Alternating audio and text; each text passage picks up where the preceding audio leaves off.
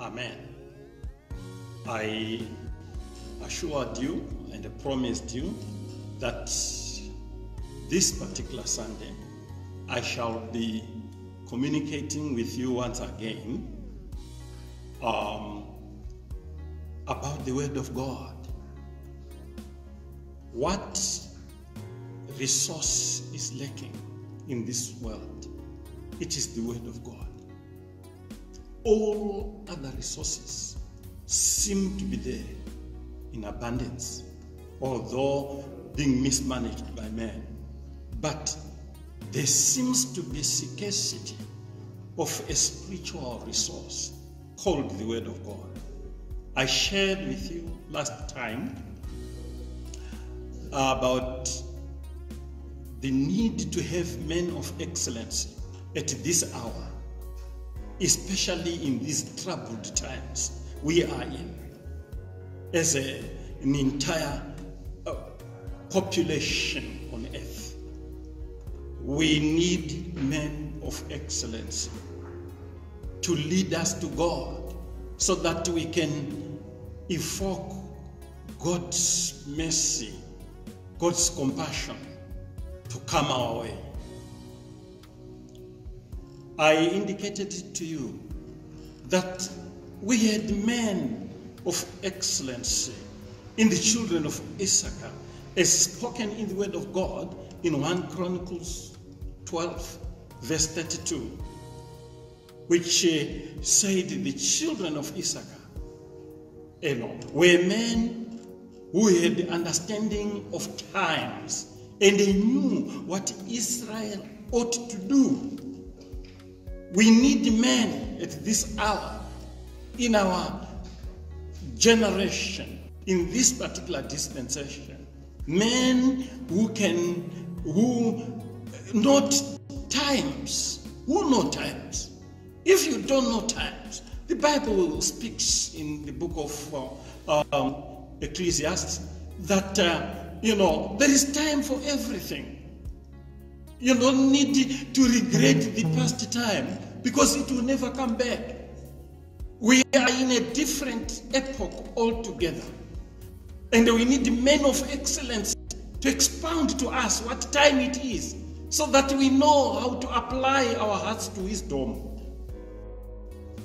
Today, I am proceeding the children of Issachar who knew time. The children of Issachar knew times and what Israel ought to do, quite crucial. They knew what Israel ought to do. We need to be told by men of excellence what we ought to do at this particular time and the times to come. We need to have a future of applying our hearts to wisdom. When we look in the scriptures, I will quickly have us read from the book of Matthew chapter 24, verse 7. It says, "For nation shall rise against nation, and a kingdom against a kingdom, and there shall be famines and pestilences and earthquakes in diverse places. All these are the beginnings of sorrow." Jesus Christ was an expert in knowing what mankind ought to do. He is the one who pegged this prophecy far into our future, which apparently is in our present today. About nations rising against nation, kingdoms, manifestation of this prophecy in the form of COVID-19, which has caused havoc all over the world. I indicated to you that even the leaders, illustrious leaders of the day, are in a confused state. Some of them are already victims. Like I told you, they are vulnerable. They are already victims of this scourge. Now, this is quite confounding. let's take it to be God confounding the world and blessing us where we are to be blessed. We are mere human. You know, we are out there pleasing ourselves every day, every time. We're enjoying our lives at God's expense. At God's expense. But the times are indicating that we no longer have time on earth. We are pilgrims that are passing through earth. And we are being reminded by our God that we need to make up with Him.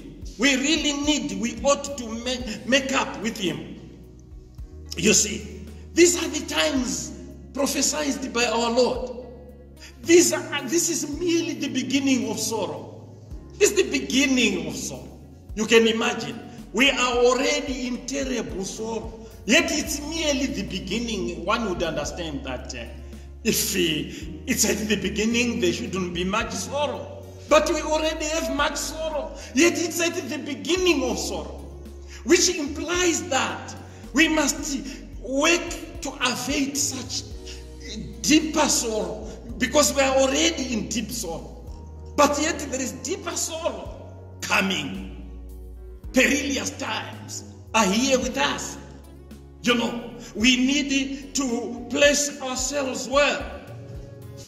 The Bible speaks clearly from the book of Romans chapter 1 verse 18 that the wrath of God is revealed from heaven against the ungodliness and unrighteousness of men who take the truth in unrighteousness. You know, we have people all over the world. The word of God is being preached, especially in these days of advanced technology. The word of God is reaching every corner of the world, reaching out to all people of ethnic groups of the world. You know, the word of God is being echoed even in the caves of every hill in your place, so that you can take advantage of that time to run away from the sorrow of God, to the wrath of God to come, and your sorrow. We don't want you to experience sorrow on this earth and experience sorrow in the world to come. We need you to understand that what you ought to do. We need you to understand that you ought to apply your heart to prudence and wisdom. We are inviting you in the mighty name of Jesus Christ that you take the word of God very seriously. At this hour, I indicated to you, continually we will continue indicating it to you, that we need men who are to lead us to God, men of excellency. You know, when you look around, you would find that we have men of excellency who are preaching the word of God in spirit and in truth. Let us hearken to them. Let us hearken to them and repent in our hearts. But listen to me. I want you to know something. There are people who are busy crying. I am in an environment where we have people who don't know God. They cry out and they cry out to God. But what does the word of God say? In the book of John chapter 9, verse 31. It says God does not hear a sinner. He hears men of excellency. Men of excellency are men who have entered the revelation of the understanding of who their creator is. You know, at one time we had a situation similar to a tsunami. I was told that the animals who knew that it was dangerous to stay in low ground were running up mountains, whilst men were busy basking the sun in the beaches. And what did happen was a terrible calamity. They were all swallowed by the wrath of the waves of the sea. Can we continue not to hear God who speaks so illustriously to us. No. I challenge you all who are listening to me. I challenge you all in the name of the Lord Jesus Christ, that this time around, you don't take it as fake. You don't take it as mere science. Everything around is being interpreted from the perspective of science. But listen to me. Prudent men are here with us. Men of excellence are saying, God is speaking. God is speaking to you. God is speaking to you right now. He's speaking to you right now. You better pay heed. The Bible says, today, when you hear his word, do not harden your heart. You are hearing his word. This is not science. Don't try to interpret these events scientifically. They are a spiritual dictate upon humanity.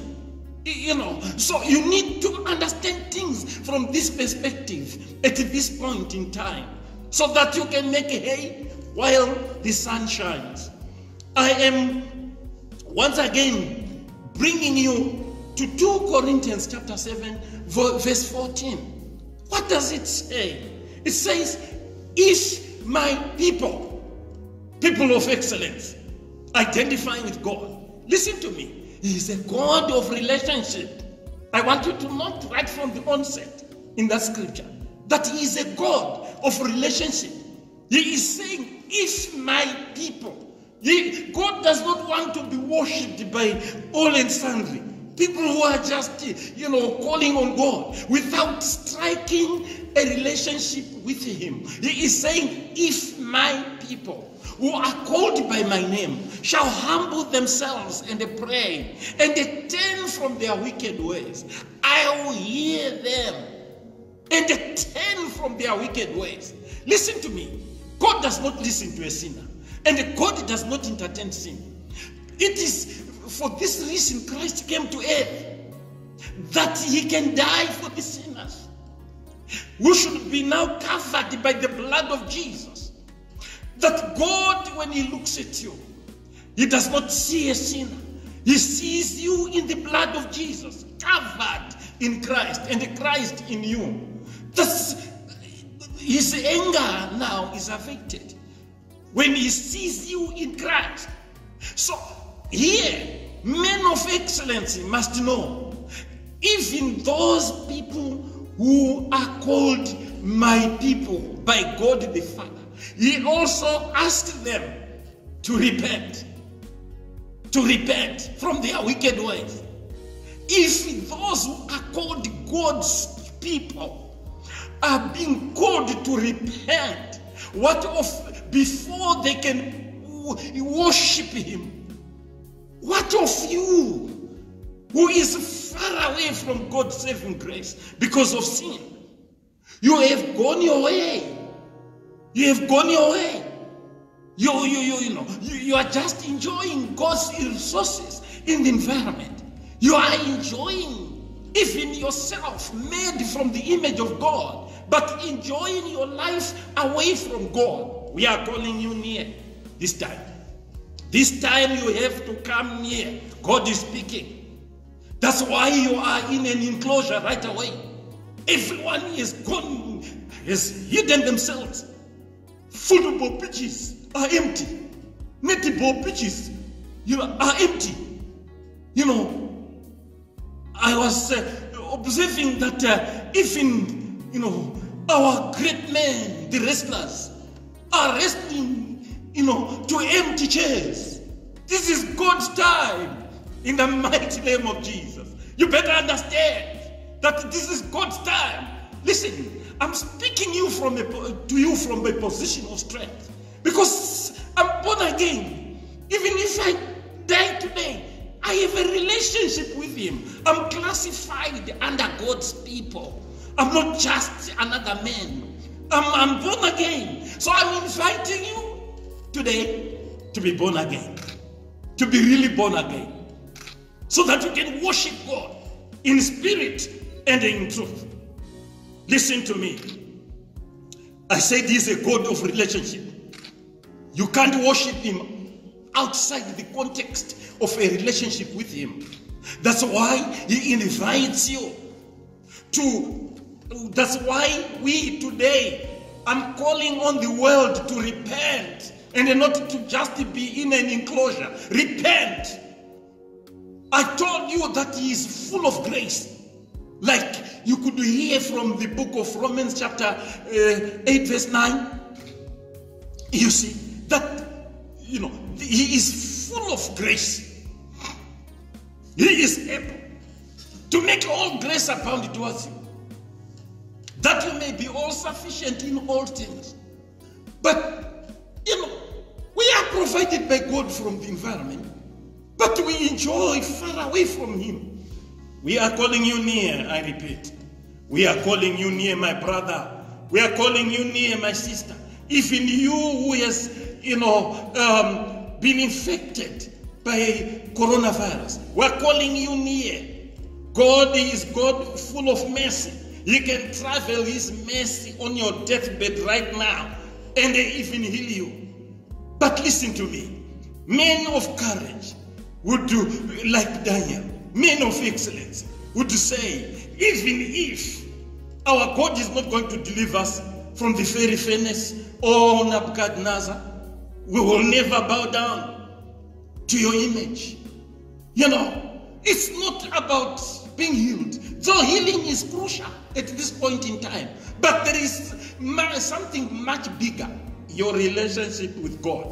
Your relationship with God. Because the Bible tells us that everything else will pass away, but the word of God.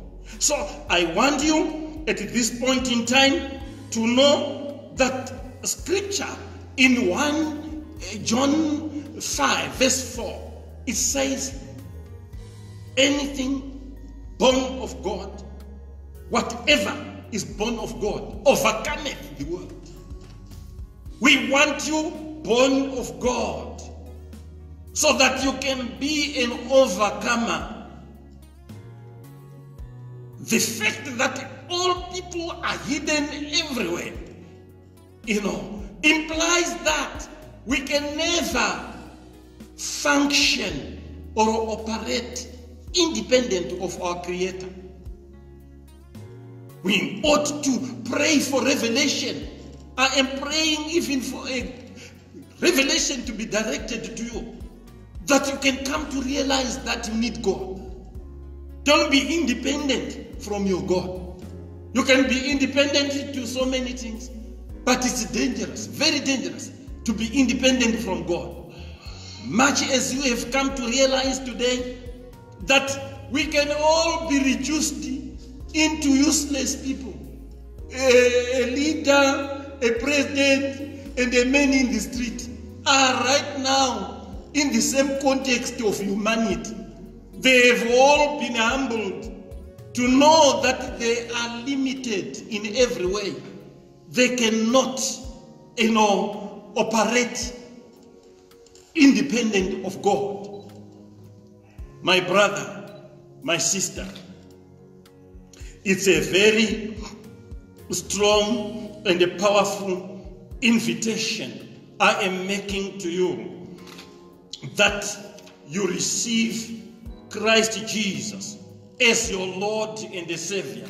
I told you very clearly that the book of John, chapter 9, verse 31, tells us that God does not hear a sinner. For you to qualify to be heard by God when you are praying, you ought to repent from your wicked ways. Like it was indicated in the book of Romans, in the book of Romans chapter 1 verse 18, that the wrath of God is revealed from heaven against the ungodliness and the unrighteousness of men who take his truth in unrighteousness. Right now, you are taking the truth about God in unrighteousness. You know that God is there, but you are taking every effort to live independent of him. Listen to me. You always go where you want, but with the wrath of God above you. With the wrath of God above you. Because you are a sinner. You know? You always go out enjoying in parties, in beers, in football, in all these things that are entertaining us. Not that some of them are bad, but you can be a football watcher, a spectator, born again, you know, born again, spirit-filled, leading a life that fears God. The Bible says the fear of God is the beginning of wisdom. Listen to me. Sorrow has begun. The Bible said it very clearly in the book of Matthew chapter 24. It spoke clearly in verse 7 that this is the beginning of sorrow. Yet you can begin wisdom today. I'm inviting you that even as sorrow is beginning, you are also beginning something wonderful for your life. You know, when you accept Christ, that is the beginning of wisdom. And the wisdom will transcend upon you and they keep transcending upon you. But don't be offended in hearing about Jesus. Begin the life of the cross today. I implore you, in the name of Jesus Christ, that you come near, draw near. The Bible speaks it clearly. Come unto me, and I'll come unto you. Right now, I'm calling you, wherever you are, in your house, in your bedroom, in your dining, I'm calling you. Come near God. Don't just allow calamity to come near you. Also come near God, and He will come towards you and meet you. Apparently, you must know that He died for you. He loves you. He is a God full of love. He loves you because you are the best of His creation. You need to identify with Him. He is a God of relationship, I told you. Now, today, I want you to take a stride to come to Him, and He will begin to come to you. I want you have been listening to the Word of God, which has provoked your heart. The Bible speaks it clearly that a man believes with the heart and confesses with the mouth that the Lord Jesus is Lord and the Savior, and He is given eternal life. Now I want you to exercise this wisdom. If you know very well you were convicted to become a child of God, you were convicted to come out of sin, I'm calling you in to the kingdom of God through Christ Jesus. If you have been provoked to that extent, please repeat this prayer after me. Say, Lord Jesus, come into my life. I am a sinner. I need to be cleansed by the blood of Jesus. I need you, God. I have operated far from your saving grace too long. Now I come to you. I cannot go on in this tedious road. I need a relationship with you so that I can get into the peace of God. I need a relationship with you. Come into my life. Cleanse me from every sin. Deliver me. I know, King Jesus, you are full of life. You are full of abundance of life. Come into my life. Come into my life. I need you. You are the only thing I need right now. I need you. Come into my life. In the mighty name of Jesus Christ, I pray. Amen. Congratulations.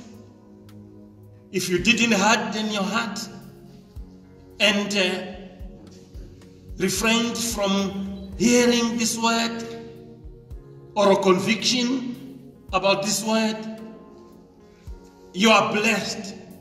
You who have received Jesus Christ, you are blessed. Now, I know my God is a healer. I am now praying for the sick. It doesn't matter. Please, I told you in my first message that this corona virus is a challenge to the world, but not necessarily a challenge to God. Give God a chance to speak to you right now. It doesn't matter the pains that you are undergoing. I know you are experiencing excruciating pain, but know it from me that Jesus suffered those pains. By his stripes, you are healed. I am on the basis and the context of this word. I make a prayer to you for you right now, knowing that I will hear testimonies.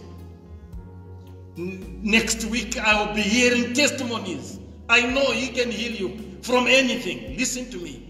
During the times of the Bible, there was no cure for leprosy. But did all people die from leprosy in the advent of Christ in the environment?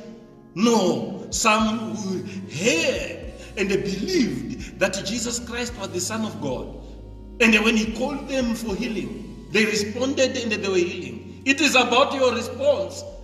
Don't concentrate on that there is no vaccine. No. There is God.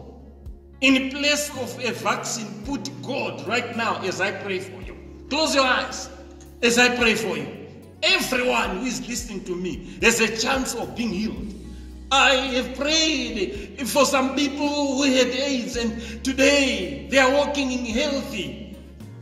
Just open your heart to God and he will touch you in the mighty name of Jesus.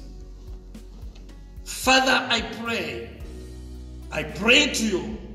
I've repented in my heart of every wickedness. And I believe you can hear my prayer right now. I am praying for the sick. You know that the entire globe is in tears. People are experiencing terrible, excruciating pain in their backyards, in their houses, in the hospitals, everywhere. There are tears, my Father. Forgive us, we have sinned. Forgive us of sin. Deliver us and heal us. I pray for everyone, not only those that are suffering from COVID-19. I am praying for everyone who is sick, even those that are suffering from cancer, even those that are, broken-hearted, even those that have lost their dear ones and are in tears. Christ came that he can heal the broken-hearted. Let them be healed as well in this prayer. Let them be healed now. Let them receive their healing in their hearts. Let them receive their healing and let their healing be appropriated into their flesh. Heal them. I know this virus has got a spirit of the devil in it, which spirit you have destroyed by the stripes you received. Let them be set free. Let them be delivered. Have mercy, God of mercy. Have mercy, God of compassionate. In the name of Jesus, let them be healed. In Jesus' mighty name. be healed, be set free, be delivered. In Jesus' mighty name, this King whom I worship has touched you now. In the mighty name of Jesus Christ, you are going to experience a change from this hour. Some of you are already in tears, even right now as I pray. That is the Spirit of God who has touched you. You can no longer be the same again. You can no longer be the same again. You are not destined to death, but with Christ, you are destined for life.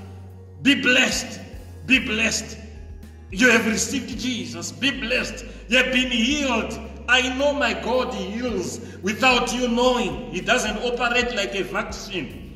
You don't need to sense the pain of an injection to believe you are healed. He works on you the way He created you. He didn't pain you. You just got there. So you are healed now, my brother, my sister. You are healed, old man, old lady. You are healed, young lady, young man. You are healed. You are healed. You are healed. Be blessed. Amen. Let's meet again this week. I promise you another wonderful time. Because when God is there, where there is the Spirit of God, there is liberty. Be prepared for deeper liberty this coming week. We will be there. Turn to our website, turn to YouTube. The Spirit of God will be moving in these services. I shall be telling you testimonies. Already there are testimonies from the first message, and there will be more testimonies of people who were healed, of people who received Jesus, and we have already joined the family of God. So take a heart. God is in the environment. He will see us through. Be blessed. Amen.